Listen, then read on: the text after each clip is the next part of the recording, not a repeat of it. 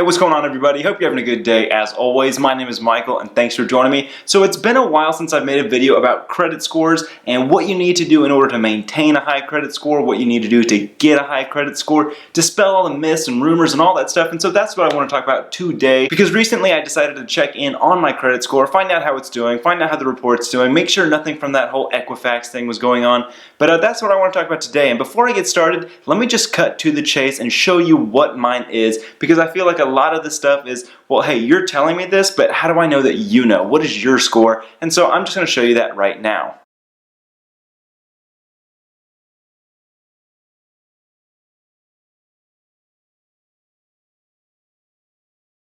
So as you can see, I've got a high score, right? Even if it's not that 806, it's probably somewhere in like the 790s, low 800s. Regardless, it's well above what I'll ever need it for, right? I've got my car paid off. I've already got a house, right? I don't really need the credit score, but again, it's just so easy to get a high credit score. I really don't understand why people don't do it more often.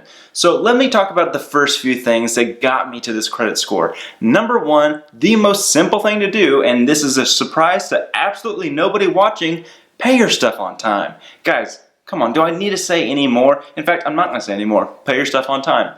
All right, number two, you don't need to have a whole lot of trade lines. In fact, look at this. It says that I've, in my entire credit history, had 11 trade lines, right? And I don't even know how I got to 11. I'd have to go back and count those out because that just doesn't sound right. But 7 of them are closed and 4 of them are active. So I've got 4 open trade lines and only 2 of those are active, right? I've got my mortgage loan and I've got my Capital One credit card. That is it. I have nothing else that I'm making payments on. So it's not like you need, a department store card and this line of credit and a house and a car and a personal loan and all this other stuff. Just keep it simple, right? Focus on a few things that you can manage and make sure those are paid on time. Learn to do everything the right way, and that is enough. Okay, so really, really simple. Don't do a whole lot if you don't need to. The next thing I want to talk about is utilization ratio. I've made a video on this in the past, but it is honestly one of the most important things on your credit score. So if you don't know what that is, go back and watch that video.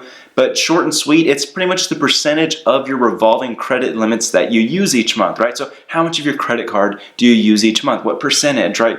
Well, this changes throughout the month depending on how often you use the card. But right now it shows that I'm using 1% of my available limit, so not much at all. Now I'll be the first to say that at the end of the month I will absolutely have more than 1% of my credit limit used. But right now that's what it has it at. That's what it reported for that day, and that's why my score is going to be very, very high because of that. So guys, if you've got a credit card or a line of credit, and let's say you are in a situation where you do need to use it every month, do not go past, I think my number is 20 to 25%. I'd prefer you to be less, but do not go past 20 to 25%. That is your ceiling. Don't go past it. If you've got a $1,000 credit card, don't spend more than $250. If you've got a $500, don't spend more than $125. If you've got $100, don't spend more than $25. Don't go past 25%. The next thing I want to talk about is how long it takes to build credit, right? It's not really just turn on the switch on, make one payment, and you've got A+ credit. Guys, it takes time. It says my oldest trade line is 10 years old.